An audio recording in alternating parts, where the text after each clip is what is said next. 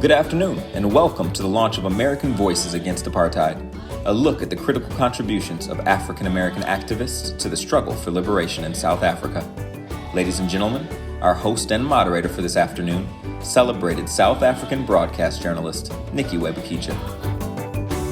Hello everyone, and a very warm welcome to this auspicious occasion as we mark the virtual launch of America's Voices Against Apartheid. I'm your host, Nikiwe Bikitsha, and it is indeed a great honor for me to be with you today.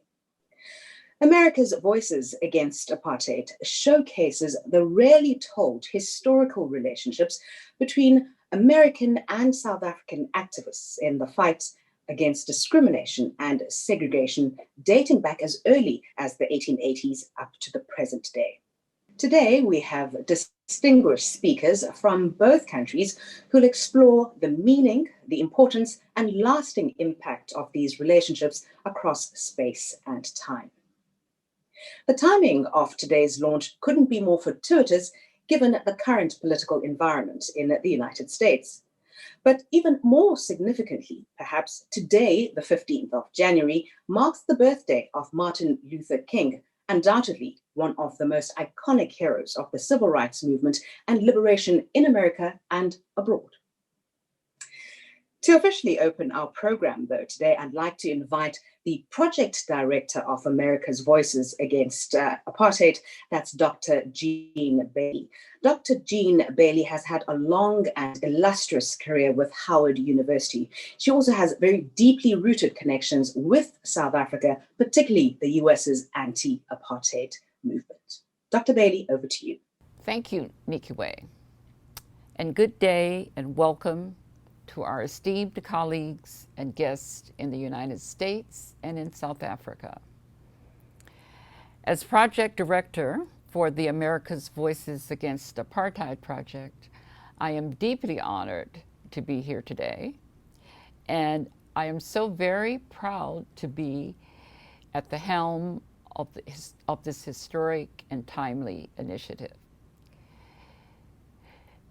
The America's Voices Against Apartheid project is a collaboration of the Howard University Republic of South Africa project, the U.S. Embassy in South Africa, the Apartheid Museum in Johannesburg, and the South African Embassy to the United States, as well as our many other partners.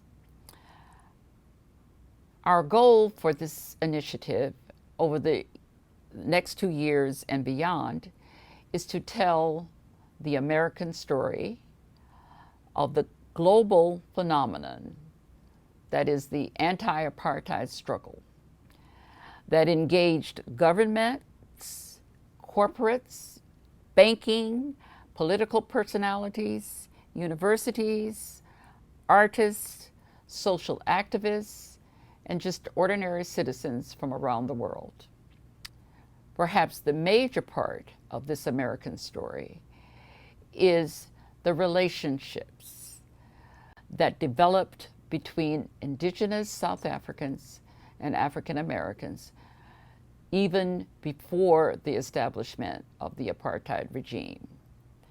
And the bonds of solidarity and collaboration that grew as each dealt with this parallel and respective forms of racial discrimination, the political, educational, religious, and cultural exchanges that developed and bound them together in the struggle against injustice in America and in Africa, particularly in South Africa, and the inspiration and concrete material support that the American political action brought to the indigenous South African struggles for freedom, democracy, and justice for more than 100 years.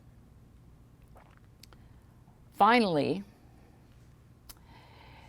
if this America's Voices Against Apartheid initiative does nothing else, we hope to highlight the real live human beings the American people, the leaders, the major political institutions and activist organizations, and the not so ordinary grassroots activists who dared to question and challenge America's, that is, the official American government's misguided and anti-democratic foreign political and economic policy vis-a-vis South African apartheid in the name of the American people.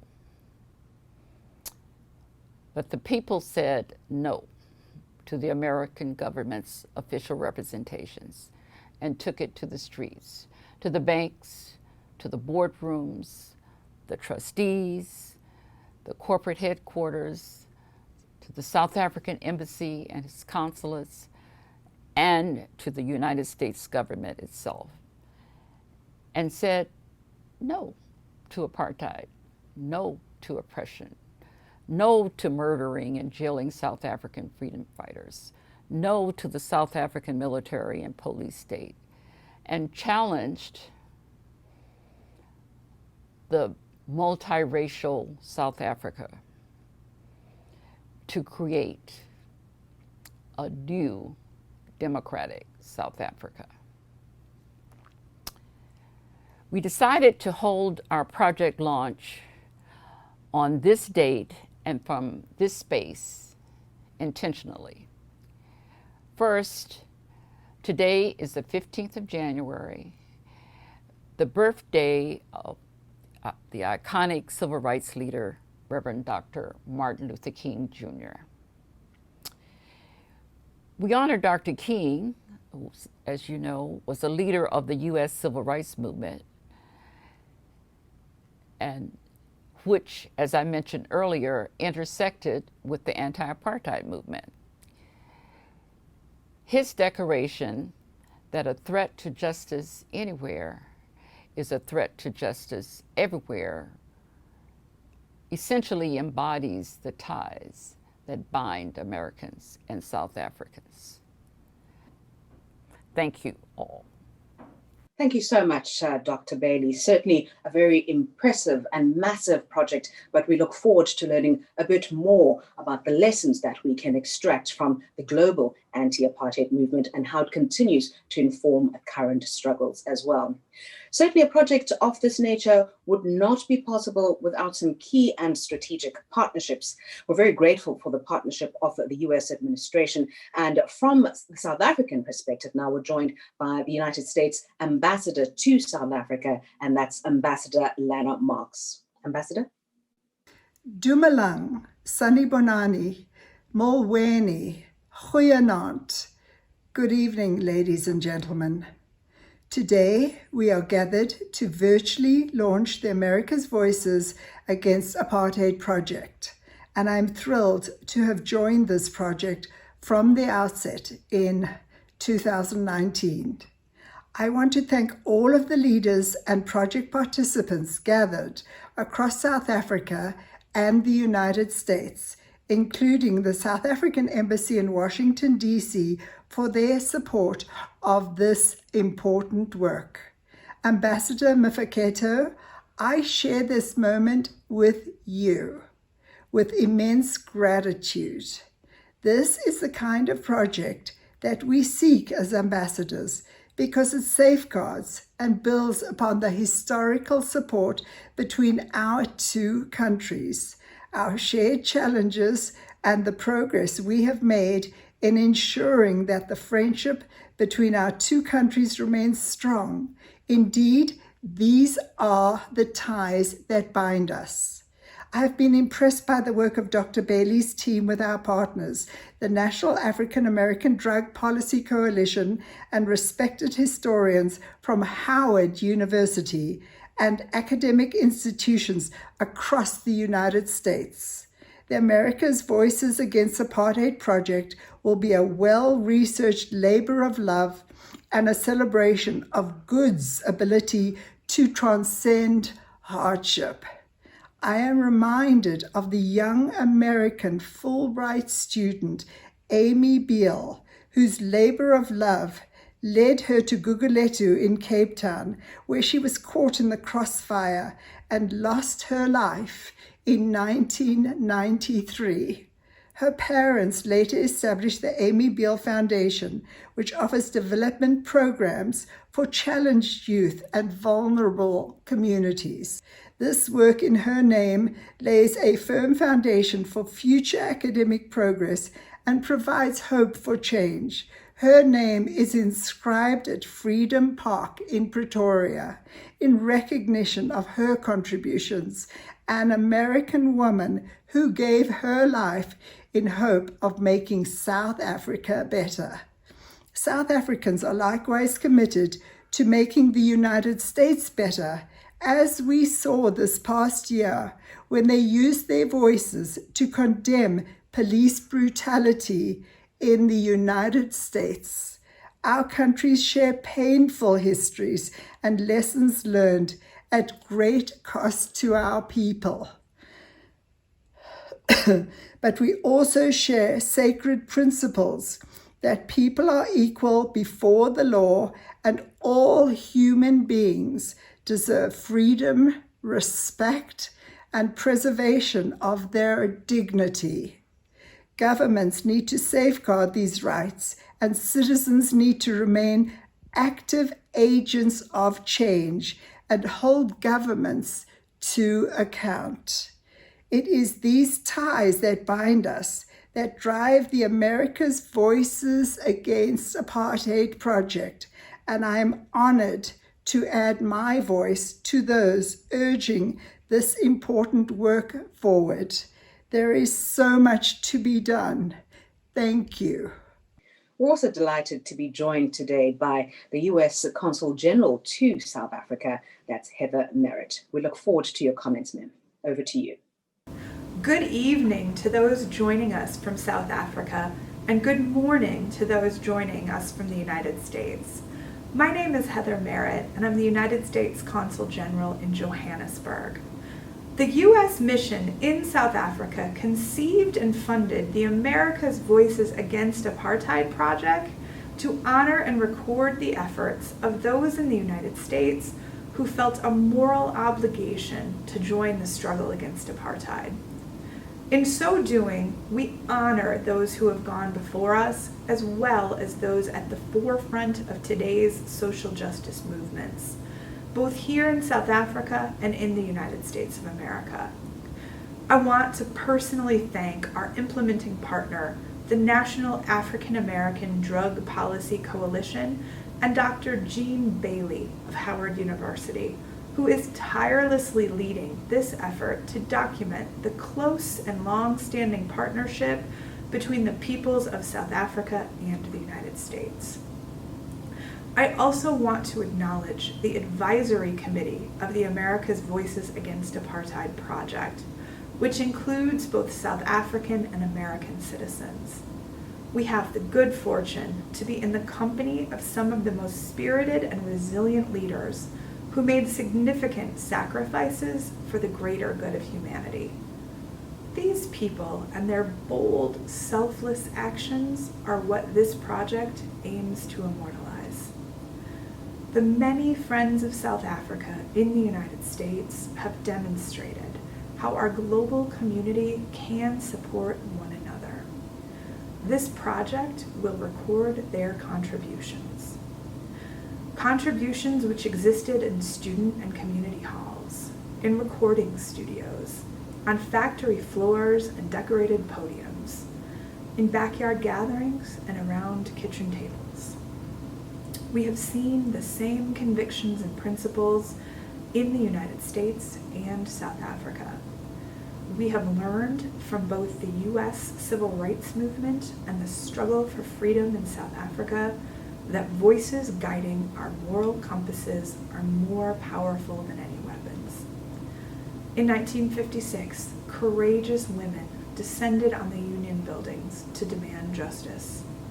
And in 2019, their descendants did the same at the Johannesburg Stock Exchange. 2020 brought massive protests in the United States in the name of justice and the protection of human dignity.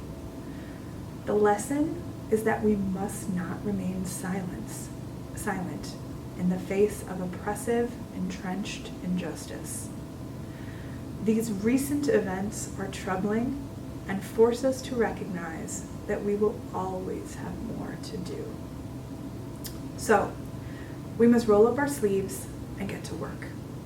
Today, we offer our full support to Dr. Bailey, the Advisory Committee, and all those working on America's Voices Against Apartheid project as they return to those same community halls, factory floors, and archives to further strengthen the ties that bind us. Thank you for your participation today, and thank you for your support to this important project. Today, of course, is about celebrating partnerships as well between South Africa and the United States. Let's hear from our next speaker now, who has represented South Africa in various capacities as a young activist, as a member of cabinet, and now is representing South Africa's interests in the United States as the ambassador to the US. Ambassador Mfeketo, we're so delighted you could join us today. Ladies and gentlemen, good afternoon. The outbreak of the COVID-19 pandemic has made us to meet virtually, and I hope you are all safe and well as we fight this pandemic so that we could meet in person one day. It is a great honor to be afforded this opportunity to address you in this occasion, launch of the America Voices Against Apartheid. As we launch this event, we must also take off the events that are taking place, like the protest in the movement Black Lives Matter, to remind ourselves that the struggle against apartheid, gender and racial discrimination is not yet over. The struggle against apartheid in America was led by women and men of great courage, who were also facing their own challenges in the United States. Their voices led to a movement that led to US companies to disinvest in apartheid South Africa. Through congressional testimonies and protest in front of the very same embassy building to highlight the plight and sufferings of the majority of South Africans. South Africa, as some of you may well know, is celebrating 27 years of freedom and democracy, which came as a result of international solidarity against the scourge of apartheid rule. Particularly in the United States of America, our achievement of democracy was owed greatly to colleges, unions, and followed by private sector not to invest or to do business with South Africa, which brought the apartheid state to its knees and forced it to call for a negotiated settlement that led to the achievement of the democracy we enjoy today. As South Africa, we are looking forward to continued and increased investment and trust relation with the USA. I wish all of us well during these tough times and hope we will share history and ideas on how to move forward and how to learn from each other as South Africa and America. I thank you. Thank you so much, Ambassador Mfeketo. Certainly, your words will encourage these kinds of partnerships and the ongoing diplomacy which exists between the US and South Africa. Well, the 1984 Thanksgiving Eve sit-in at the South African Embassy in DC was a major turning point for the US anti-apartheid campaign. However, what many people may not know is that the genesis of this relationship between South Africans and Americans of conscience, the origins of the ties that bind, date back more than 100 years before this iconic night. Let's explore that relationship now. Ms. Woods, this is a subject very close to your heart. This is an area of history that you studied very, very closely. Let's discuss those early interactions between Black South Africans and African Americans. Sketch a picture for us about the provenance of those ties and who some of the major players were. Two of the main figures from the United States of African descent who made a pathway into South Africa were Henry McNeil Turner, a bishop from the AME Church, who made his way to South Africa, was one of the first, or perhaps the first minister who came to South Africa to bring his organization of church to the continent, to South Africa. He had been a chaplain with the United States Army during the Civil War. And so he also was quite familiar with Southern life, how African Americans fought for their own freedom during the Civil War, and how they were trying to make a way for themselves in liberty, in freedom. And around this time, Ethiopianism was a movement that was going on with independent churches in South Africa, where South Africans wanted to take more control of their spiritual lives, their private lives, and safe spaces for organizing, which really was secret organizing. And this gave them the opportunity to control schools as well, because with mission churches, there were mission schools. Another person that we have is Orpheus McAdoo, who made a great impact in South Africa when he brought in the 1890s, I think they did a tour in the 1890s, he brought the Jubilee Singers from Virginia. Now, Orpheus McAdoo patterned his Jubilee singers, a choir, and they sang a cappella mostly, after the Fisk Jubilee Singers. So a lot of these developments are coming not only from the churches, the schools, and the plantation, but the HBCUs in the United States. Fisk had its own set of Jubilee Singers, but Orpheus McAdoo was a classmate and a colleague of Booker T. Washington when Booker T. Washington was at Hampton Institute. They both taught there. And so with Booker T. Washington, who had been a slave, Orpheus McAdoo, whose mother had been a slave, the next generation out of slavery wanted to be able to be at the forefront of educating the freedmen. So at Hampton Institute, the Virginia Jubilee Singers were formed.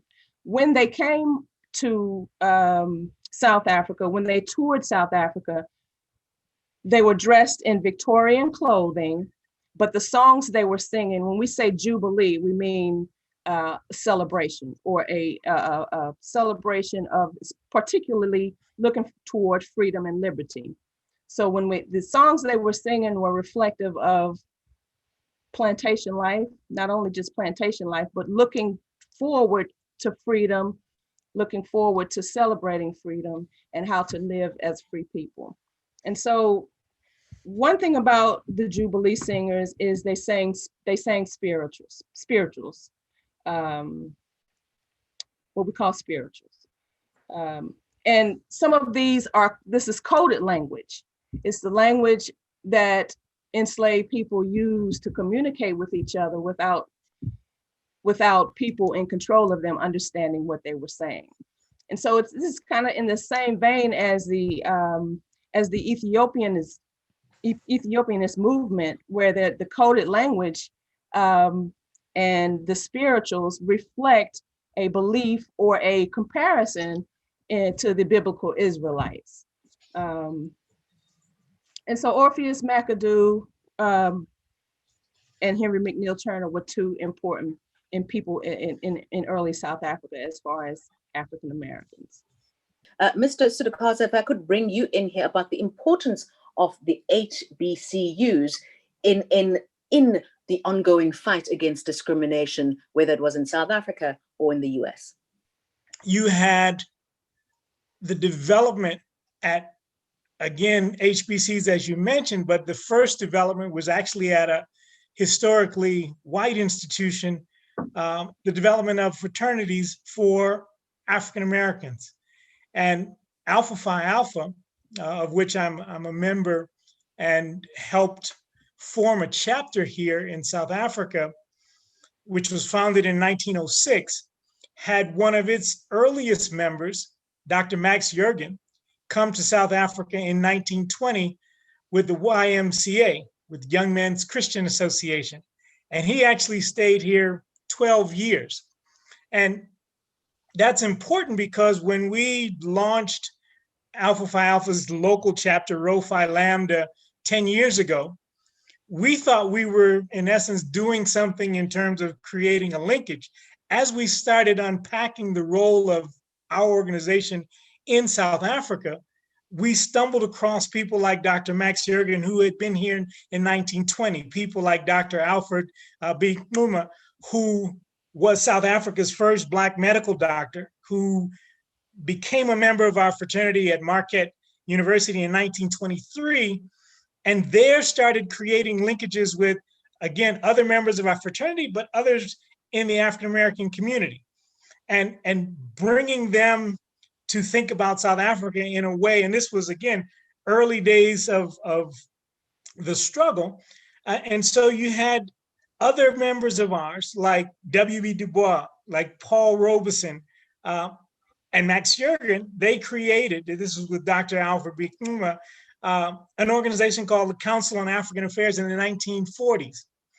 And so you had this effort. And again, we think of the anti-apartheid movement as something really in the 80s, 70s, 80s. But they were advocating in different channels, United Nations, to, again, end the apartheid movement, end the rule of South Africa by minority whites. We also then, in kind of unpacking, it was our history. And the reason that we wanted to do that is we were trying to make an organization that was foreign to the South African academic structures, a fraternal organization relevant to contemporary Black South Africans. So we were saying, well, hey, we've had this linkage far longer than just the 10 years of our chapter's existence. And so we started doing this research. And so you find people like Ralph Bunche, ambassador, who played a role, again, in protesting against the apartheid movement. In the 1970s, Reverend Andrew Young, who was made the US ambassador to the United Nations, regularly criticized the South African government and the Zimbabwean government because of their policies. In 1971, Congressman Ron Dellums from the state of California first began putting forth legislation for the US to get itself out of apartheid South Africa. It actually took him 14 years to get this legislation passed, but he did. And so along the way, supported the anti-apartheid movement, but pre that, just radicalizing, if you will, Congress to think about how the US is engaging with South Africa and how it needs to change. I think also probably our most famous member, the Reverend Dr. Martin Luther King, during the civil rights movements, and then, again, planting the seed for the activities of the 70s, he again also spoke out against the injustices that you found in South Africa. So, injustice anywhere is an injustice and affront to human dignity. And so we tracked all of this, and we thought, this project that we're contributing to is so important because many don't know this history. And if we who are members of the organization didn't know it, we thought how many others also did not know it. We then went on to find that the first ambassador to South Africa in the new South Africa in 1994, Professor James Joseph, was a member of our organization, and the second, Ambassador Delano Lewis, who was a businessman who was appointed by our President Clinton, was also, again, active members of our organization, but playing a role on behalf of the United States in creating a bridge to South Africa, again, a bridge that started back in the 1920s. So, for us, there was a rich history. We've captured that in film. We've captured that in posters that we use. And so, again, for us, that journey to support the protest against apartheid was one, and I think it's important to note, that also included Black South Africans going to the United States and becoming members of our organization. And there are other brothers who are in the organization now who also have gone to HBCUs, gone to historically white institutions and become members. And that's rich because it also led, at least we feel, our planting of a formal charter here to kind of a next generation of African-American institutions that plant themselves here. The oldest is, I think, is the AME Church, the oldest existing. And we were the first chapter of our organization to plant itself on the African continent in the 21st century. But we were then followed by the Alpha Kappa Alpha sorority. Delta Sigma Theta is thinking about that. Kappa Alpha Psi is thinking about that. So, as the legendary John Connie talked about linkages through the arts, there are now these linkages through fraternal and sororal organizations that, again, started at the turn of the century and now in the 21st century are growing further. So, it's a rich history, and we're quite pleased to share that and proud to be a part of that. Michael, thank you for those comments. It reminds me that we have been given credit by Ron Dellums for motivating him to file a sanctions legislation. When we began our protests in October 1970, we linked up with George Hauser of the American Committee on Africa. He made arrangements for us to testify before the United Nations Special Committee on Apartheid. And then sometime in February, Ken had a speaking engagement with the Black Jaguars, a community organization in Washington, D.C. With that group, Ken went to the Black Caucus. And as he approached the Black Caucus, he spoke to the secretary and she said, well, they just met, they're in a very important meeting. And this information comes to me by a professor who's doing a film on Ron Dellums and his courageous fight for apartheid for many, many years. And so this comes from Ron Dellums' own words. So Ron Dellums says that the secretary went out and spoke to Ken and said, they just began a meeting and so they can't come out. Apparently Ken would not leave. And I know the kind of spirit he had, he would not leave. The secretary went back in and she said, Congressman Diggs, he has very important information for you. And Ron Dellums described this event as changing his life because he was a newbie. He was 4 days into being a congressman. So Diggs said, Dellums, you go talk to him. They sent the new guy out. And Senator Conyers said, I'll go along with him. And Ron Dellums said that the information we gave him, which they did not know, about Polaroid's involvement in South Africa, the Black Caucus was critical about US corporations' role in South Africa, but they didn't know the linchpin of having Polaroid actually make the photos for the passbooks. And so Dellums says in his memoir that from that day on, he filed his legislation for 15 years until it overrode the veto of the president. And then Dellums further reports in his memoir that he was sitting on the podium at the inauguration of Nelson Mandela, and he remembered his commitment that he made to Ken that day, and he remembered how the Black workers changed his life. So that's just another impact of the Polaroid movement that not only changed the narrative around South Africa. I think early on we realized we had to do an education campaign. And that's primarily what our cause was. Boycott was the goal, but education was the means to let the American public know their role in relationships to South Africa. And I think it's important to remind people that this movement began with Black people, that Black workers were critical, that Black students were critical, and it has to do with those original links. And the one thing I remembered when people asked me why I did this, I remembered Dr. King's words as a young girl that we are not free until everyone is free. And I think it's instructive as we meet on his birthday to know that from the Birmingham jail to when he greeted Lutuli, Chief Lutuli at the Nobel Peace Prize in the ceremony, Dr. King stood for the people of South Africa as we have done. Thank you.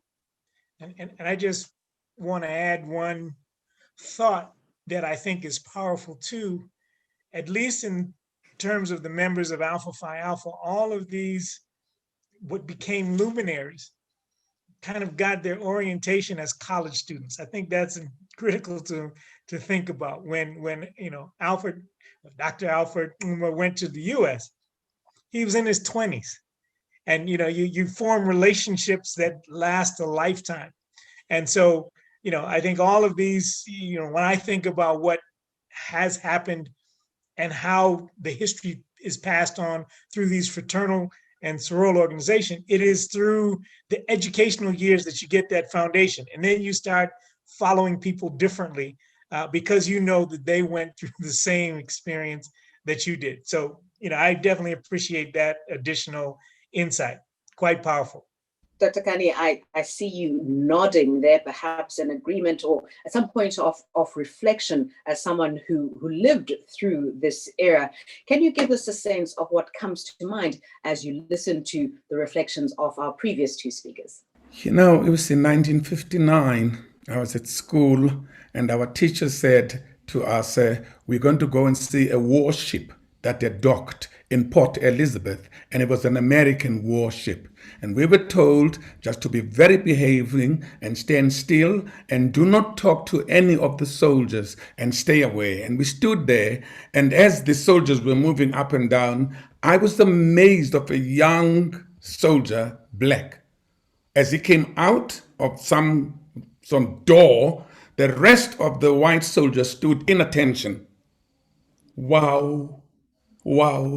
I know soldiers coming into the township to shoot our fathers, our brothers. I know soldiers to be the worst person to meet at any given time. And that image stayed with me for a very long time. You mentioned, for instance, the Polaroid. My father worked at the pass office. It was there, actually, that the Polaroid picture was being used as the most safe, you cannot fraud it. And this was that would last permanently. I still remember the organizations around the township trying to say, we cannot have this book, the burning of the past in the late 50s in the resistance movement and all that. And now I'm so excited because Polaroid was one of our first targets to get to disinvest in South Africa. The second one actually is the Sullivan Principle. Before I finished high school, I couldn't go to university to study law immediately. I had to get a job. And I got a job at Ford Motor Company, assembling engines. When we heard about the Sullivan Principles, we sat in and asked if they would be applicable in South Africa. And we were told point blank that this is an American problem, nothing to do with South Africa. South Africa will continue its relationship with its worker on the basis of master and servant. So it was thrown out. We raised it and nothing happened, and the plant continued. Even in 1965, when Mr. Henry Ford visited South Africa, he came to the plant. I have never seen such an arrogant tweet in the rest of my life. We cleaned the whole place. It is the ones is dead. We painted the whole place very clean because we thought he was going to address us, and we would tell him that the Sullivan Principles have not been implemented. We would tell him about the segregation and discrimination within the Ford plant, which was an American plant. But he came in, looked at us, and walked out. We had prepared to sing songs for him. And that is my experience that went through that time. And the whole thing about disinvestment will hurt black people more than would hurt the white people. Therefore, people were propagating, said that we don't want sanctions. I had black people who said, we don't want sanctions because they'll hurt us more. And all we said, we're in hell already. What more can it do to us? And the few of us that are employed in comparison to the millions that are unemployed, so it wouldn't work. So that just took me back at that time, and I thought, wow, just to hear it from the panelists takes me back to that time when we struggled, and trying to find a voice. And the African American especially during the 60s in South Africa was the only hope we had. I remember speaking at some function, and somebody said, "What do you want us to do?" I said, "Send in the Marines, you do it all the time. Whenever there's problem all over the world, you move in. Why can't the African American soldier move into South Africa and assist us in driving them white people to the sea where they came from?" That was a little bit too radical, of course. Thank you. As we all are now, youth. Dr. Kani, that was fascinating. Thank you so much for sharing that. But I also think it's going to be very important and highlights the importance of a project such as this, reflecting stories which perhaps are undertold. And I think this is going to be a great wealth of information and wisdom for younger people to understand these nuances, these intricacies, and these synergies historically between the two countries. When we moved into the theater and we knew that this was the only voice available now. It was after the 60s of the treason trial. It was after the Rivonia trial and the loss of hope. Everybody was in exile, dead or in prison, or we don't know where they are. Coming from the Eastern Cape, Nico, you know how the movement, that the center part or the heartbeat of the struggle was in the Eastern Cape. It was there that each day we went to two different schools, the one of Bantu education, and then later in the afternoon, we had Sis Pretty or Comrade Pretty wipe up that nonsense and give us the right education. So even becoming an actor and a writer was to use the voice, to use this, the time to speak, to keep that flame going on. And all this time, we never really had the impression that we would ever go to America. It was in 1972 when we wrote Sizwe Banzi is Dead with Winston Chona and Athol Fugard, and we took it to England. And there were so many people, even the ambassador from England, from America, stationed in England, came to see the play and said, "This has to go to America." And fortunately, when we arrived in 1973, at 74. It was at Connecticut at the at Yale University, and that's when I met Lloyd Richards. And many of being introduced to other political activists in the cultural sector who supported the struggle of South Africa. We found those synergies when we realized what was surprising to us coming from South Africa is that the condition of the African American was far worse than we had imagined, because we thought the problems were solved during the civil rights. We thought that they are now in a better position, but not in comparison with South Africa. We're still struggling to qualify in the definition of a human being. So therefore, our work and synergies and connections with people like James Earl Jones, Sidney Poitier, people like Brock Peters, and Harry Belafonte. We found people like there who were working, Barbara Masakela, Hugh Masakela, people like Letambuli and Kaipa Semenya, who had been there ahead of us, who had spoken about the cultural challenges and how we could work together into bringing a better world. Ours was always focused on, if there's any person anywhere in the world who is oppressed just simply by wanting to air and voice their rights, that became our struggle. It was then that we adopted the African American struggle, and they adopted ours. And I mean, if you go to history up to John Dube, you can go to Mazisi Kunenu, Eskiam Pahlele, you can go back to Professor Khositsile and Malek Ambete. The movement was much stronger. The anti-apartheid movement was much stronger when we got to America. There was sort of a comfortable one in England, which worked very well, but it was really comfortable. Only when you went to the Hyde Park to listen to speeches about what's happening in South Africa. But it was intense in America, which then gave us this hope that, wow, we're now in the situation. 1975, I win a Tony Award for Best Actor with Winston Chona. I come back home, I got arrested. Immediately detained for 23 days in solitary confinement. And this, for the reason was, it was a Tony Award and was a critic review by John Barnes. I hate him up to today. He called our plays the most heavy indictment of the ignoble South African apartheid regime. And that was I was trying to explain to the security police interviewing me or interrogating me, that I didn't say that. That's the opinion of a journalist. It was not me.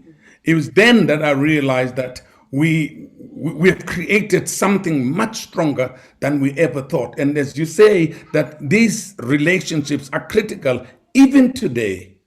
Even today, in 1985, 32, I was back from America and I came home and I got an information that I'm on the assassination list. I said, for what? Because I had been in contact with people that are marked as enemies of this government in America. And you're being questioned every day. And one night with my wife driving to see my father, they hit me, 11 stab wounds, left for dead. I survived that assassination and went back to America and continued to work. And that is why in 1995, when President Thabo Mbeki proposed that I receive the Order of Ikamanga for the contribution through the arts. So we've always had this special relationship with the biggest home of Africans in the diaspora, which is the United States. So when you look at what's going on today, I'm amazed and I want to know, where's that spirit? How do we still have these kinds of problems in the capital? The seat of democracy that is invaded and disgraced to the eyes of the world. We hurt more what was happened that day than I believe anybody else in this country who have had this incredible relationship with the American activists at every level. We are more disturbed by what's going on. And we wish we could voice our voices and speak loud to say, we support democracy, we support decency, we support or against this populism that is going in the world, that people could suddenly become a leader by lobbying, not a leader by design and a blessing and ordainment by the ancestors. Fascinating, Dr. Kani. Professor Ramubi, let's bring you in here. What is your sense about what the impact was of those cultural interactions between Black South Africans and Americans? I went to Howard to study for my PhD. So all my degrees from BA to master's degree, even when I was in the history department, I was never taught African history. So when I got a Ford Foundation International Fellowship, I knew that I wanted to go to Howard University. So when I got to Howard University, previous to that, I had worked for the Robben Island Museum. And that's why I wanted to interview Kani for his play, The Island. We're talking about that, which is very, very important. So using my apartheid schooling, which said that we don't have culture, my focus using Robben Island and going to Howard University, my scholarship focus on culture. And that's what I want to talk about right now. I wrote an article titled The Ties That Bind African American Consciousness of Africa Through Culture and Sport. And I was trying, the example that Kani used about the African American soldier in Port Elizabeth is a very, very powerful image. I want to use the same example with Mark Matabane, who saw an African American, Arthur Ashe, playing tennis in Soweto, beating white tennis players. That image in the mid-1980s, it was powerful. And Mark Matabane wrote a book titled The Kafir Boy in 1986. And he continued to have a conversation with Arthur Ashe, African-American Wimbledon champion, a Black man, a powerful image. They continued to have a conversation, and he brought Mark Matabane to America, and Mark Matabane in America wrote the sequence to Kafir Boy in America. That's one part. When I worked for this project, the Howard University Republic of South Africa research project, at Howard University. My professor, Professor Harris, Joseph Harris, said to me, Neo, you're from South Africa. And she said, Mama Africa, Miriam Makeba. And Professor Harris said, Neo, Miriam Makeba, when she came to America, 1959, 1960, she is the one through her music that was able to conscientize the African American community about the struggle against apartheid. That's very, very important, and also Hugh Masekela. The support that Hugh Masekela and Miriam Makeba got from Harry Belafonte is very, very important. It continues to show the ties that binds. Okay, so it's a very, very important. Africa's Voices Against Apartheid, I think, is going to help us. I'm teaching at Wits University. It's going to help us to bring it into the classroom so that the children, who said decolonize the curriculum, decolonize history, they'll be able to see. I'll ask Tatekani to come to class and talk about these issues. It makes history alive. So the point that I want to emphasize is that culture, you cannot really study without focusing on the culture. The last point I want to make is Ahmed Kathrada. When I interviewed Ahmed Kathrada before he passed, who was on Robben Island.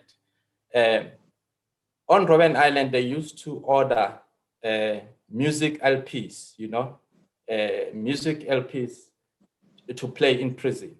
And Ahmed Kathrada said to me, now, I ordered Paul Robeson, and he laughed at me. So you know why I ordered Paul Robeson? He said the apartheid government didn't know that Paul Robeson was an activist. So these ties are so interlinked, and they continue today. Thank you. Thank you so much, Professor. That was really interesting. Let's expand on something you touched on a bit earlier about Arthur Ashe having played here in South Africa. Dr. Thomas, you were and continue to be involved in activism when it comes to sport. Talk to us a little bit about why sports was such an important platform for the anti-apartheid movement. Sports were important because it was often an international coalition coming together to say that we're going to stand against these injustices. One of the key moments was in 1964 when the Olympic Games banned South Africa from competing. And so South Africa, because they would not allow athletes to compete in the national trials together, they were banned in 1964. Then in 1968, the Olympic Games decided to allow South Africa to compete again. And that was a crucial moment because it helped intensify the international pressure, because in the aftermath of the IOC saying South Africa can re-enter, the coalition got stronger and they ultimately forced the International Olympic Committee to reverse its decision. And so South Africa did not come back into the Olympic movement until 1992. But after the Olympics banned them, then individual sports, cricket and rugby and tennis began to become a part of that. And when it comes to Arthur Ashe, the Arthur Ashe visit to play in the South African Open is really important because it highlighted a couple of tensions in terms of how people should approach apartheid. At the time, the South African Open in the early 1970s was the 6th most prestigious tennis tournament in the world. Some people thought that Ashe should participate because it was important that people in South Africa saw African Americans and saw Americans coming to see them, to check in on them, to say that we're concerned and we're listening. Others thought Ashe coming to South Africa was a hindrance because it gave legitimacy to the existing system. And I think that debate about what was the most appropriate means of addressing this issue, do we engage or do we boycott, became one of the most important debates taking place throughout the entertainment world during the 1970s. To what extent do you think that kind of activism, as effective as it was under apartheid, has informed current protests by people like Colin Kaepernick, for example? I think those earlier forms of activism are instructive because they give us an opportunity to think about context, what works, what doesn't work. But I also think that in some ways they provide these symbols that are easy to understand, that also reach a broad mass of people who might not understand the intricacies of something like the Sullivan Principle, but they can see somebody taking a stand. And so what it does is it takes a conversation that might be happening in certain communities and it gives it a much wider and broader audience. Dr. Kani, for many people of my generation, we know you as a great thespian and a director of the stage and a playwright. But for many much younger people, they, of course, would associate you with that blockbuster movie, the amazing and huge success that is Black Panther. How do you see the impact and the importance of the Black Panther in continuing this narrative of the ties that bind not only between Black South Africans and the US, but broadly in the African diaspora, and what specifically the use of our language is closer meant in binding us together? What an incredible experience, and tribute must go to the young director, Ryan Coogler, who was given a story of a comic book story about an African hero, a superhero, and decided that he would use this opportunity to highlight that relationship between the diaspora and the mother continent, and whereby he even instructed the designers and the sets and costumes to look at a representation of African diverse cultures. He wanted an image on that screen that any African anywhere, or African American or African in diaspora, would be able to say, that is me. And therefore, when we met, first before, of course, I met Chadwick Boseman when we were filming Captain America Civil War. I walked on set and I was introduced to all the principals, and suddenly he comes over and he says, Molo Baba, which means, how are you, elder? And I said, whoop, where did you get that? So now I was filming in South Africa and I heard them speak the African dialect in the Western Cape. I said, is it close? He said, yes, that's exactly. Then there was a scene after Scarlett Johansson leaves and I'm speaking to my son and I'm saying, I haven't seen you for a long time. I miss you. It's in English. Then I asked the director, why can't I say it in my language? We're both Africans. And you want us to believe that Wakanda is a country in Africa that was never colonized, but is so developed that it is a space project, that they visit other galaxies and they develop a vibranium resource that is more powerful, but used positively. It could make a nuclear bomb and wipe out all these other silly countries in Europe, but they do not use it that way. They use it to assist the development of their own people. The director agreed, and then we began to teach him a few words that we could meet together. And when I arrived on the set of the Black Panther, it was an all-black cast, all African cast, with a few, and the mandate from Ryan Coogler and Boseman said they gave Spike Lee an opportunity to do Malcolm X, but they screwed him because they made him run out of money and they didn't give their hearts into it. It was almost a response to, why doesn't he get a blockbuster? A couple of years ago when Steve McQueen won the Oscar, it was almost like a gesture. The following years, there was the non-recognition of people of color in the Oscars themselves. And yet the chair of the Oscars is an African-American woman. And all these issues were being discussed, that this was an opportunity for us to give the world that Africa is not just a dark continent. It is a continent of the beginning of culture and the origin of humanity. So now to get a director who speaks like that, and we're here, we're well paid, all of us, was incredible for us. And as we shot the movie, scene by scene, I had to give everybody a line or two, and then a little bit there and a sentence, so that we are as authentic to being African as we can. The movie opened, it became a phenomenon. It became a movement.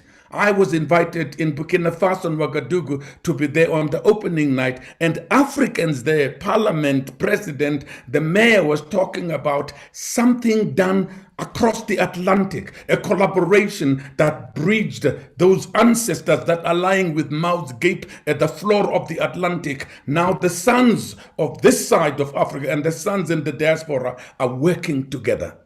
When I was in Accra, that was again the opening of the souls that were lost in the Atlantic. We did a ceremony with the Black Panther to open the window so there could be traffic intergoing between. And of course, we even set up the HURSAP, which Heritage and Cultural Society of Africa, which is based in Accra, which again encourage this collaboration, this working together. Imagine a little child in somewhere, Zoom, somewhere in Zimbabwe, somewhere in Nigeria, in the middle of nowhere, when the Black Panther takes the mask off, it's not Spider-Man. It's not a white person. It's me. And that became the most powerful image that Chadwick, in his last few days, gave us as a gift to the African cinema industry, not even that, to the cultural preservation of us. As Letta Mbuli said in one of his songs backed by Canon Adderley, is that sekumi gamakhulu aman eminyaka sahlukana sidibene ngenxeba yezinyanya.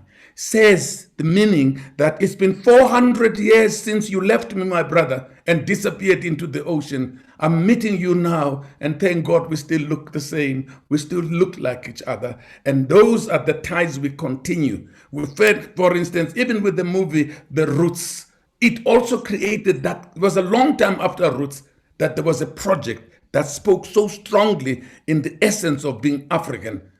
You're an African. If you were born in America, I'm not interested in the location of your umbilical cord because the next maternity ward was there. You remain as an inhabitant of this continent.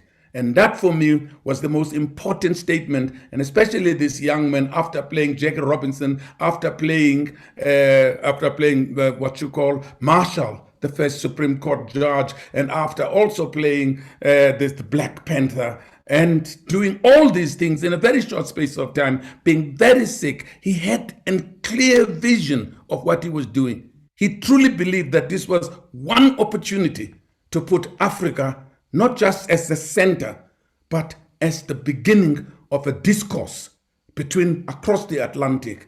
Now, this is strengthened more by this event that talks about that relationship in our struggles, in our movement to reestablish the dignity of the African, to reestablish the relationship of Africa and the diaspora. And I'm looking forward to our second sequel, which has been a little disrupted by the death of this young man. So we don't know where we're going to come out.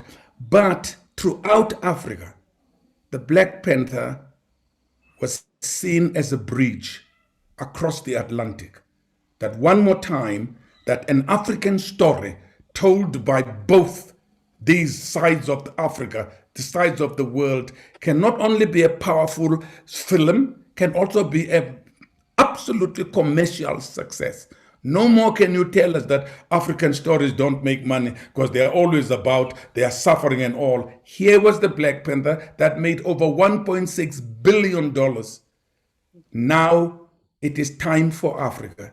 Now it is time for us to build bridges across that Atlantic, across wherever we find other Africans, and say we have to work together.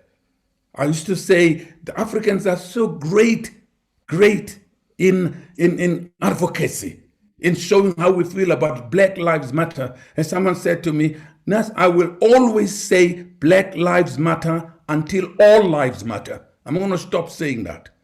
And that's, for me, the most important thing about the arts and culture. As my friend Newo says, it's the only fabric, it's the only tapestry that you cannot separate. We are who we are because we're Africans. And this is why it's important. It is important we continue these synergies. We continue this working together. We continue leading the discourse and the dialogue for a more humane and a more human society.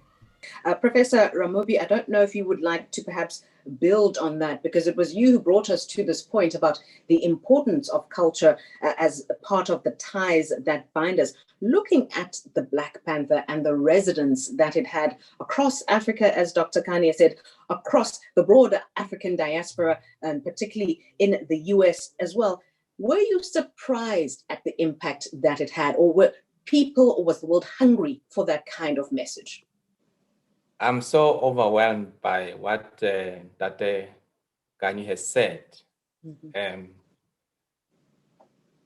I'm teaching history, and I bring the Black Panther into the classroom and say, they have said so many things about Africa, but this has not been said. Like Dr. Kanye is saying, everything that has been said is that we are fighting, we are barbaric. We have this mineral, this powerful mineral that we could wipe everybody, but it was used positively. So I want my students across the racial groups, white students, Indian students, Black students, to see, particularly the African students, to see that they come from royalty. So it's very, very, very important. We cannot continue. I mean, when they speak isiXhosa in the Black Panther, I say to them, the Constitution of South Africa says that we have 11 languages, but we continue to use English and Afrikaans in the classroom. And in my classroom, I say that we should be able, if I cannot be able to use an English word, I should be able to use my mother tongue, Setswana, so that we can expand knowledge in the classroom. So we cannot really overemphasize the role of arts and culture. I bring Miriam Makeba in the classroom. I bring Huma Sikela in the classroom. Welcome back, come back, Mandela. That song. It's part of history. Why are we continuing to use the white sources, the white books, when we have our own people? We have John Carney here. He's just here, next to Vets. He can come into the classroom and talk to us. So those are the issues as far as arts and culture that we need to bring into our classroom so that our students can see that they are part of the knowledge production, that they're part of the knowledge producers. Very, very, very important. What role did the early Black press, now let's look at media institutions, what role did the early Black press play in this dissemination or sharing of ideas, whether in South Africa or the US? Yes, well, as early as 1884, you have Imbo Zabansundu in South Africa, and that's John Tingle. I might mispronounce this, and so we can go back. Jabavu, that's fine. Jabavu. John Tingle Jabavu. John Tingle Jabavu. But that was one of the earliest newspapers in South Africa that spoke to, it gave a forum for South Africans to exchange ideas and intellectual thought. This was also one of the newspapers that shared information from America about African Americans, and Booker T. Washington was one of the people who was a subject in John Tingle Jabavu's paper quite frequently. Many of these papers also advertised not only the ideas of a Booker T. Washington or the ideas of a Du Bois, but they would advertise the historically Black colleges and universities where many of these ideas were freely discussed, or where the freedmen slavery days, and the first and second generations of African Americans were able to seek education in the United States at these HBCUs. But so the media, the different media veins, the newspapers on both sides were instrumental. One of the reasons why Marcus Garvey wanted to come to the United States in the first place was to investigate Tuskegee and to meet Booker T. Washington. Garvey had left Jamaica in the 1910s, I believe, 1910s, and traveled a bit and made his way to London and got a job with the African Times and Orient Review, which is also a newspaper that catered to the diaspora, the African diaspora in the UK and elsewhere as well. But he was I think he was a messenger boy or messenger. He was a messenger person for this newspaper, and eventually started to work in higher positions as well. But there was a layout, an article about Tuskegee Institute, which Booker T. Washington helped to establish. It was already established, but he really was the person who developed it and secured money, secured the land in Alabama for this institution. So he understood that Garvey understood that Booker T. Washington's style of education or appeal in education was to focus on the industrial arts or industrial education as opposed to liberal arts. And so it was a way to monetize skills learned pretty much from people who were slaves or people who used their hands during the slavery days, the days of slavery. So the industrial arts was something that Booker T. Washington focused on, but it was a way to monetize different skills. And so Garvey wanted to see this institution and wanted to do a report on it. He didn't get there before Washington passed in 1915, but he did make his way to Tuskegee after he had moved to New York, to Harlem, and had started a lecture tour across the United States. So he met with Tuskegee's second president, which was Moton. So the point in me saying all of this is through newspapers, through journals, whether they're published in South Africa, in the United States, or in London, diaspora people have had an opportunity to kind of connect and see the similarities of their own experiences and their histories, and make a way to come together and find a kinship and a solidarity to move out of our situations together. So Booker T. Washington's ideas were in South African newspapers. Du Bois' ideas were in South African newspapers, with Turner coming and establishing different branches of the AME Church. And the AME Church was also instrumental in setting up HBCUs, with the Jubilee Singers coming from HBCUs. These were paths that made way across the continent, a transnational relationship between South Africans and African Americans. One thing also to note about the media, particularly in the United States in these early days, with industrial education, many HBCUs had printing presses. I know Howard University had an industrial department.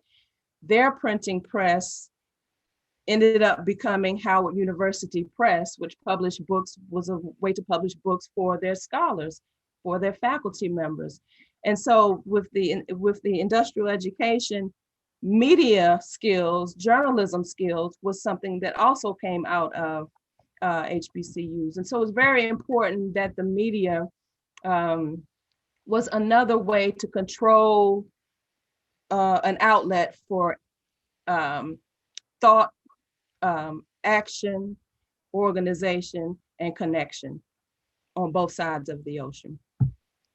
So while the protests at the SA embassy garnered a lot of media attention at the time and created a lot of awareness about what was happening in South Africa, that in itself did not significantly move the needle as much as this very important campaign that we're going to focus on, and that is the divestment campaign and the impact of college students putting pressure on administrators to withdraw their funds from US companies doing business in South Africa. Now, as we know from the anti-apartheid movement here and the fight against discrimination, women have often been at the forefront of those struggles, have been integral to that fight. And our next speaker is one such example. We're joined now by Caroline Hunter, who was at the forefront and was one of the founders of the Polaroid Revolutionary Workers Movement, which had a huge impact in leading that divestment drive.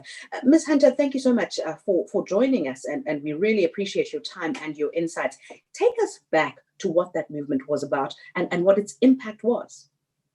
Yes, my story actually begins in New Orleans, segregated New Orleans in 1961, where I was a high school freshman at an all-Black Catholic school.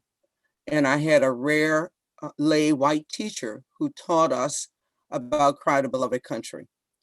As a student and as a child, I grew up under segregation. So we had Black everything, but we knew the kind of restrictions that we faced both legally, physically, and politically.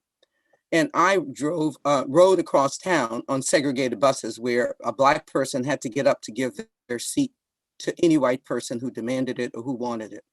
So when I read Cry the Beloved Country, it resonated with my segregated life. I was moved deeply, so deeply as a student that I have the math book, my sophomore math book, where in the back, I have a quote from Cry the Beloved Country. And I used to recite it to my family and friends. I think I probably bored them a little bit with it. So we were barely involved in civil rights as students. We went to the local Dairy Queen or so and ordered food, asked to sit inside. We ordered at the colored window. And when we asked to sit inside and were denied, we'd walk away. That was my only involvement.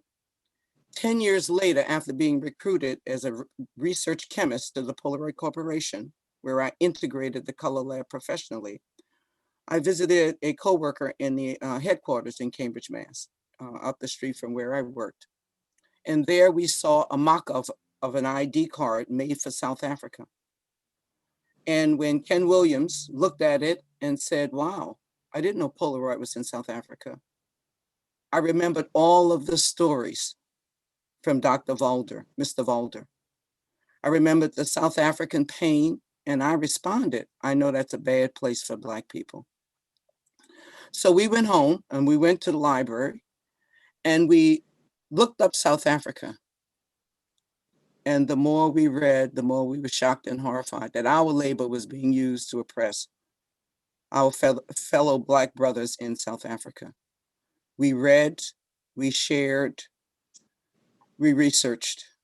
We learned about the Population Registration and Control Act.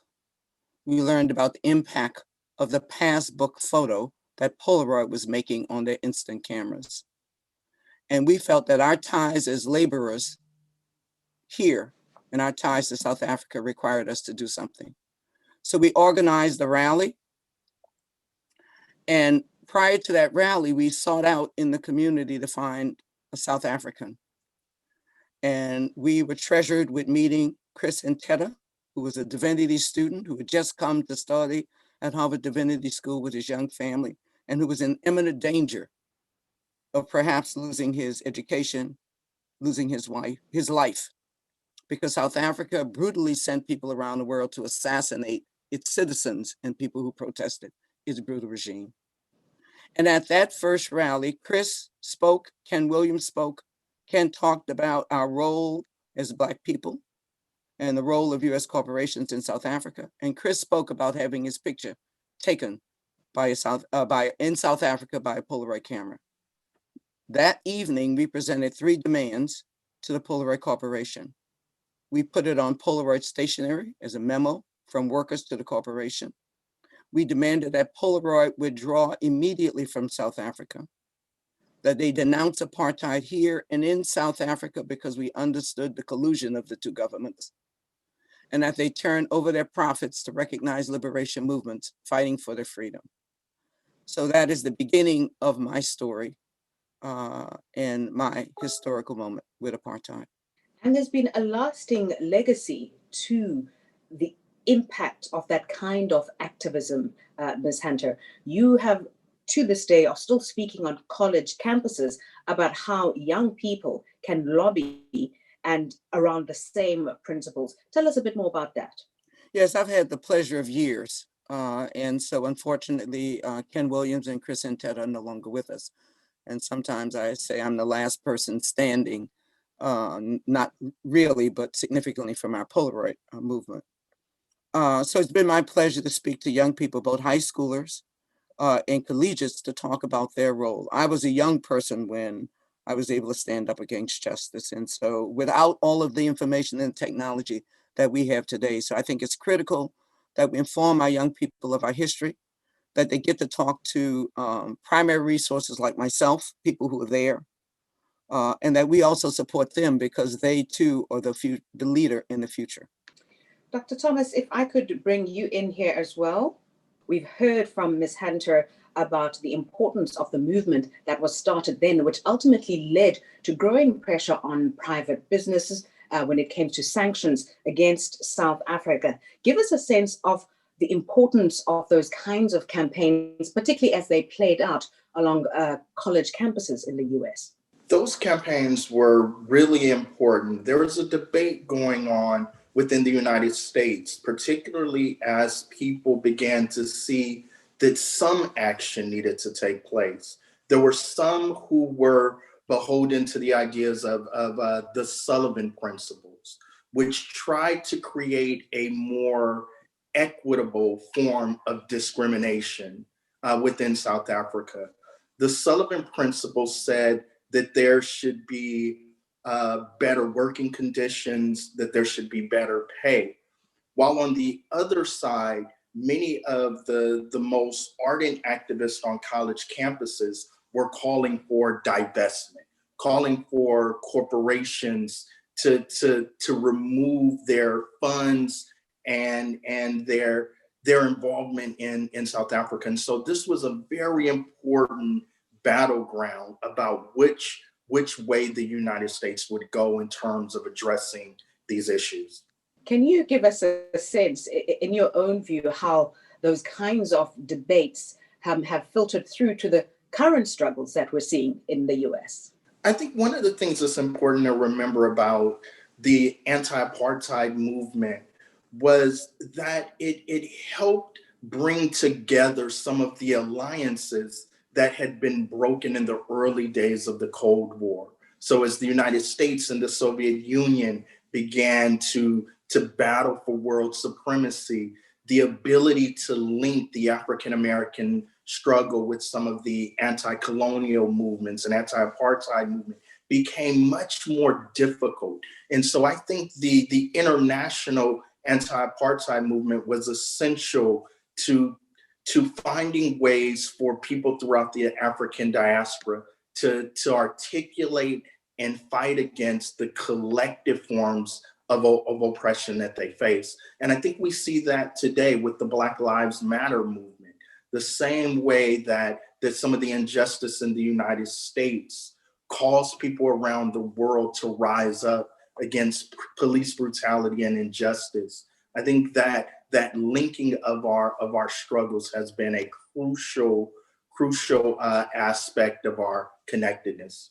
Fascinating, which of course highlights once again the importance of the nature of this project, that we have to look at the past and look at the intersectionalities and the synergies of our struggles as it informs the way forward as well. We have reflected a great deal on the past. Time to look ahead now. Let's discuss present day activism in South Africa and the US, and how the ties that bind persist in the struggle for equal justice in both countries. Ms. Khoza, as a young person, having listened to these conversations, very rich stories and reflections from our panelists, how do you think what you have been listening to has informed earlier or the most recent activism, for example, Fees Must Fall and Black Lives Matter?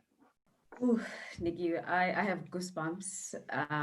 Definitely do not feel worthy of this space, and feel very privileged to be sharing a platform with people I grew up looking up to, and also just listening, taking in all these stories, and also feel a bit of pressure, asking myself, what is it that I'm doing with the space and the time and the resources that I have to liberate my people? Because Black people in South Africa, yes, we are liberated, but we don't have economic emancipation. And without that, you can never fully say you are liberated.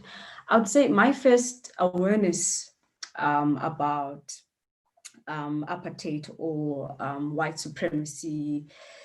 Let me share the story of how my grandparents were teachers, married for over 45 years, and they were never allowed to work in the same Bantu stand. So Umakulu was forced to go and work in another Bantu state, Transkei, and Utamkulu was left, my grandfather, working in another Bantu stand, Ciskei, where we worked. And so we had to go and live with Umakulu, where I did my second grade in a farm called Falbank. And Umakulu was a school principal, respected by the community, and all the boys, all the Black boys, were forced to be up at 4 a.m, go and milk the cows for the master. And this one day, my brother came back crying, and they were beaten up, badly so, by the master. And because they had been playing around, and the cows went to eat where they were not supposed to eat. And I saw Makulu putting on her clothes, marching towards the master's house. And as we were walking behind, I remember thinking, in fact, being very scared that here's this Black woman going to charge at a white master in his own farm. And I watched Umakulu put a white racist in his place. And for me, that was another awareness that we shouldn't be so scared to stand up for ourselves. And that was in the early 90s. So I grew up in a family like that, where women were in charge. Black women were leading in communities. I think it's very important when we tell our story to not necessarily just highlight the Black man. It's very easy to, because of the Rivonia trialists. They went to Robben Island, but who stayed behind and took care of the families when the men were arrested? Who stayed behind and took care of communities where these men were arrested? And you cannot even begin to speak about fighting for apartheid in South Africa, and you do not mention Umamu Nomzamo Winnie Madikizela Mandela. You have missed it totally. Umamu Winnie, when Nelson Mandela and the likes were in jail, when Otatu Tambo were in exile, one woman amongst many stood and ensured that the name Nelson Mandela is not forgotten. People might have not seen his picture for some time, but they remembered the name. They remembered the name because Winnie Mandela stood and fought. She was, as we all know, locked up for 8 months without speaking to the children at some point, not knowing whether they were alive or not. So Umamu Winnie has to be central in such conversations. So for me, I'm not so young anymore, Nigiwa. So for me, as a 35-year-old, I'm turning 35 this year, Black woman, I am aware of the space that I am in, where to this day in South Africa, I still, for instance, have to pay sanitary towels at such a high price with tax. Yet I have got parliament that is packed with Black women.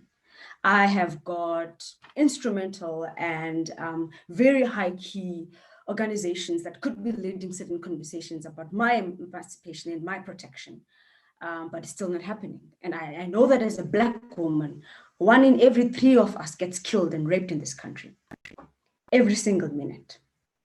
So when I watch the news in America, and I remember when Sandra Blunt was killed, I was in the US then, I was in DC at Howard.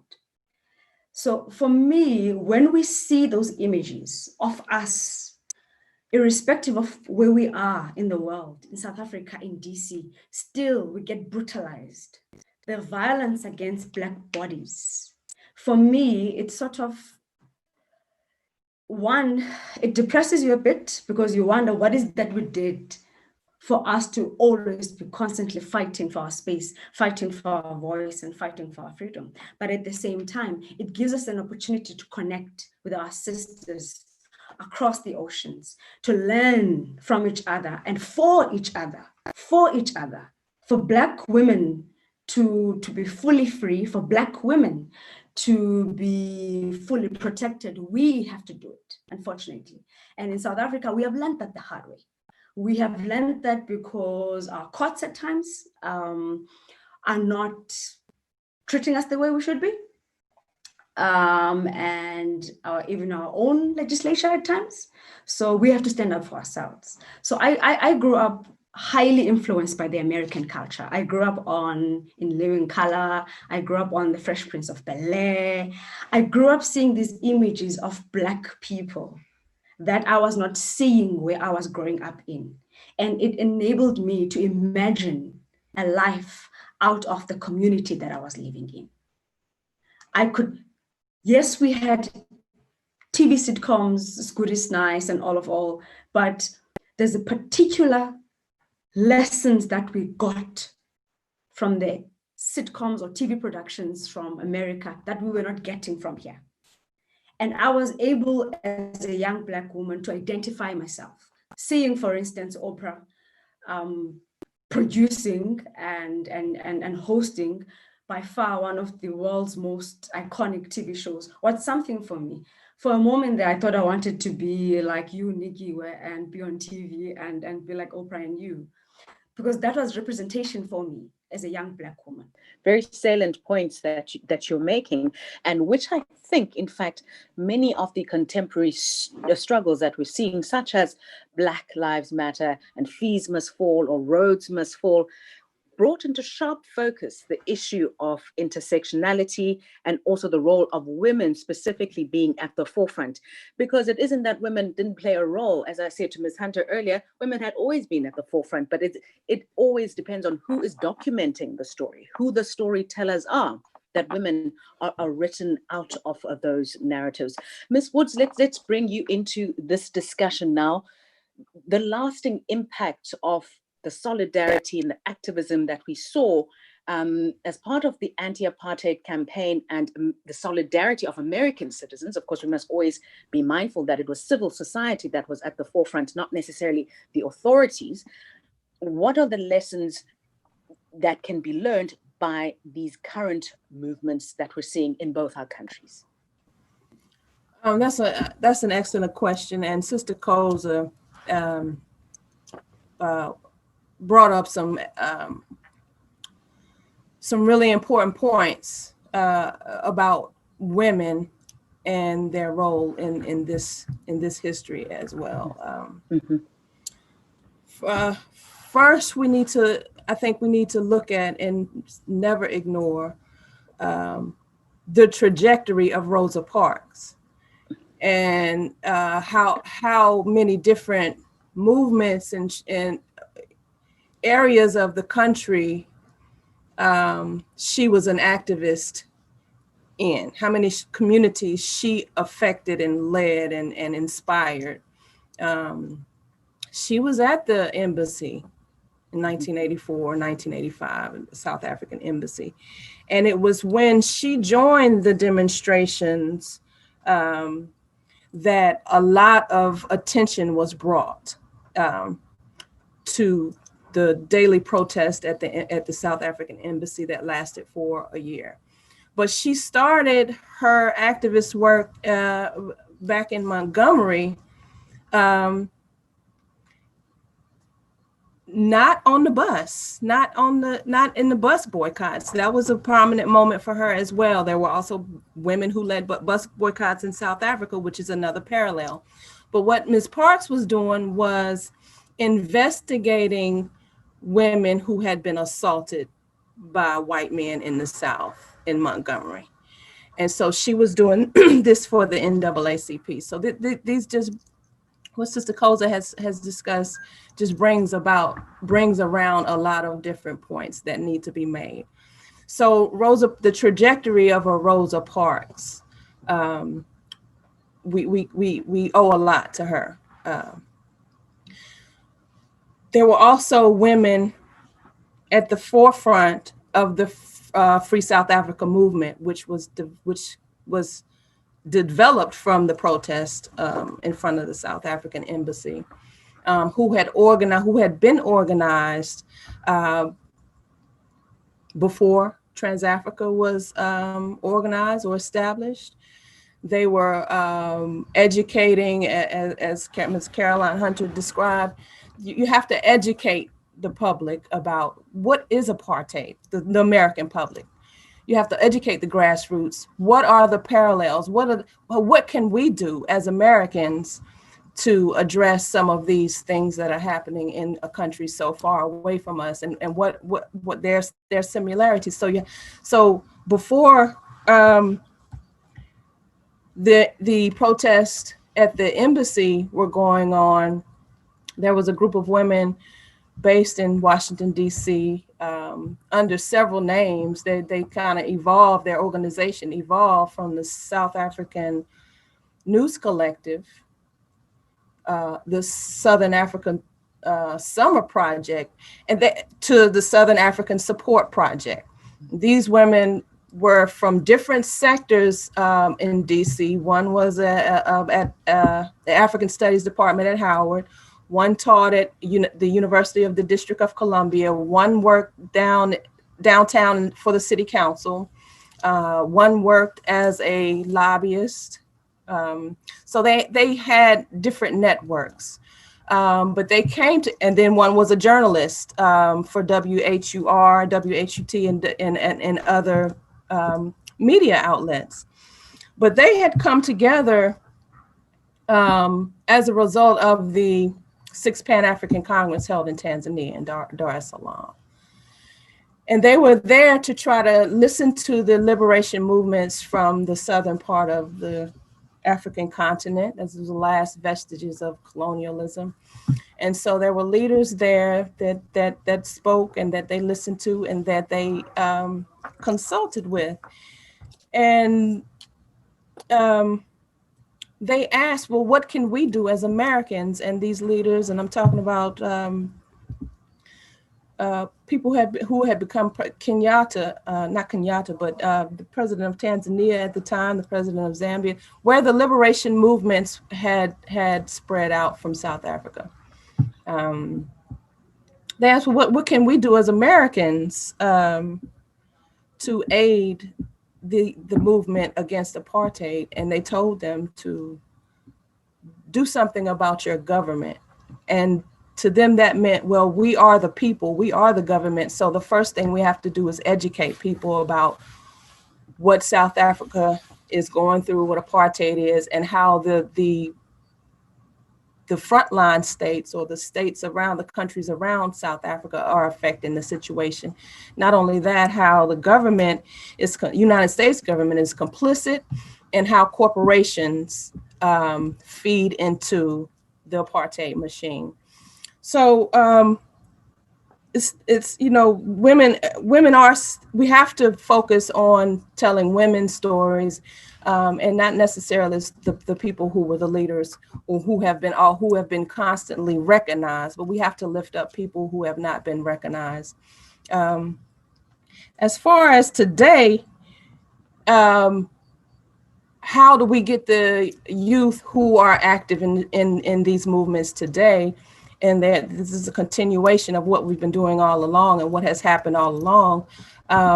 One way is to continue education, and this program, it will help to do that. Brother Neil talked about his classroom and having Brother Connie in his classroom and having some of the people in his community come to his classroom. We also must have students visit libraries. We also must build archives. We also must preserve our history in different ways.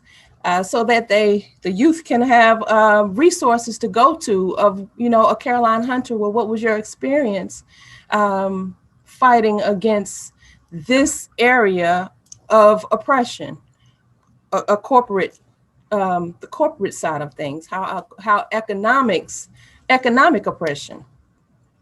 So we have to put these examples of people forward and continue to have platforms of our own, like the media companies, the newspapers, the MVOs, the Bantu Worlds, the Crises.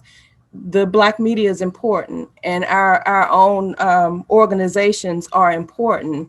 And we have to continue to contribute to them in these ways so that we can direct our youth to understand what has taken place before they have joined in the movement themselves.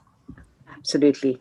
Ms. Hunter, I think we're going to leave you the last word on this point about your parting shots, your wisdom, and the takeaway and the key lessons for young activists today. Mm-hmm. Well, I want to certainly thank Sister Koza for her words and that history, and I appreciate your raising up Winnie Mandela. During our campaign, we went from the Polaroid Revolutionary Workers Movement. I then went on with a group of women who organized International Women's Day events in the greater Boston area. And from that event, I organized a diverse group of women, Black and white women, as a collective, and we produced a pamphlet called The Lives of Black Women in South Africa, Winnie Mandela in the Lives and Struggles of Black Women in South Africa. We felt that if we can engage the women's movement in the anti-apartheid movement, we would make far greater strides.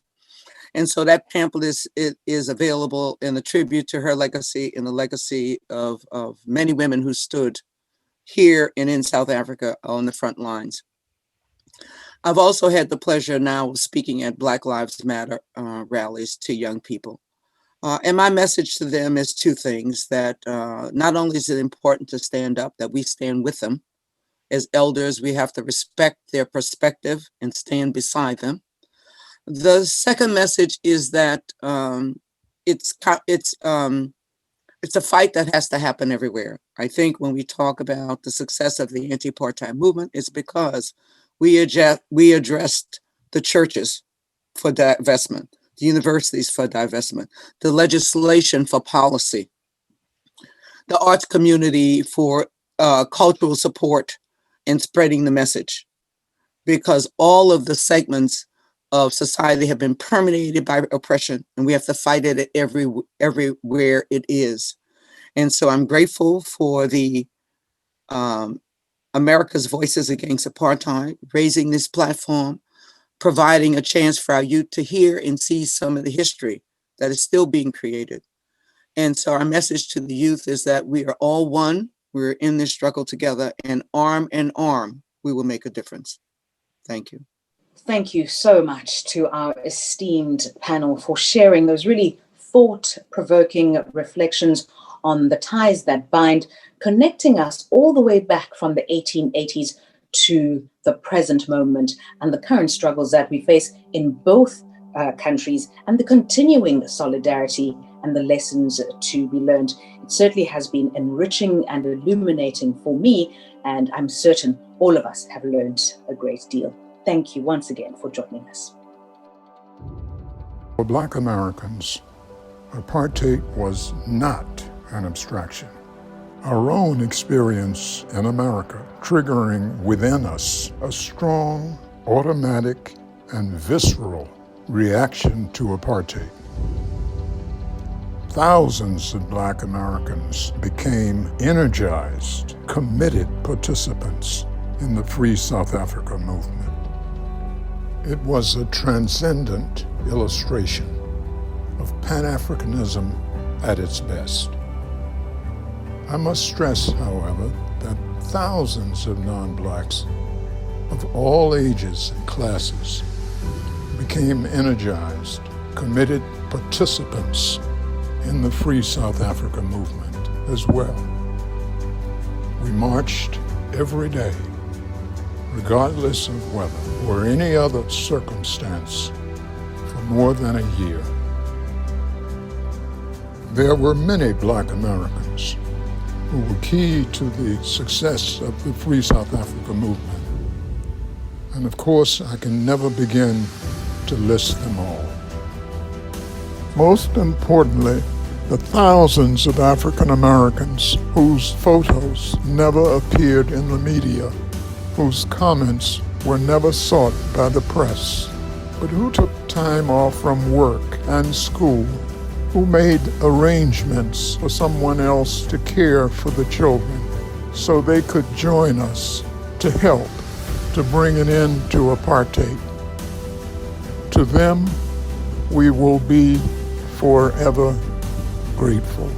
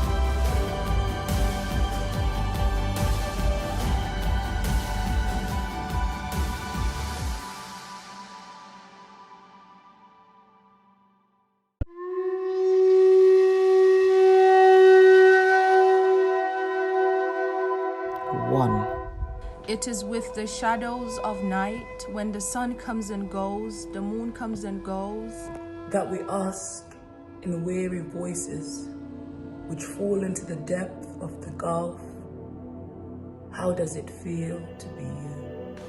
Watching and waiting to feel the heavy weight of every minute, come followed by another. And nothing, even everything written in blood, says nothing about how we could wake up tomorrow and build a day. 2. Your eyelids shut, if they ever do, and the memories of those you knew flood behind the darkness of closed eyelids. Spiraling into patterns of pain, and you alone know that once there were hopes, that once the footsteps of the people sounded on the horizon. And now, Silence strides across the sky, where the sun sweats, proclaiming a wish to rest.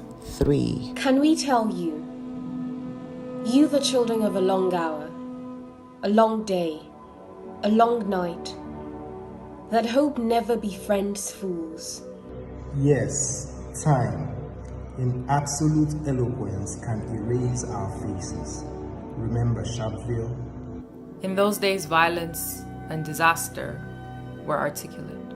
And now, today, you watch and wait. 4. Someday, hope begins to walk again.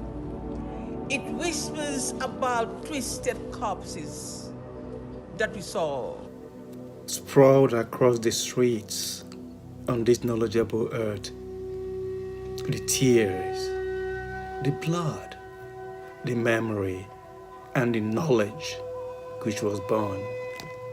By every heavy minute that we carried across a wilderness where there were no paths. Where screams echoed as if never to stop. It is when there is no hope that hope begins to walk again. Yet, like we said, hope never befriends fools. 5. Since we have eyes to see, ears and fingers to touch. Only if we know how can we harness time. Can you hear the footsteps?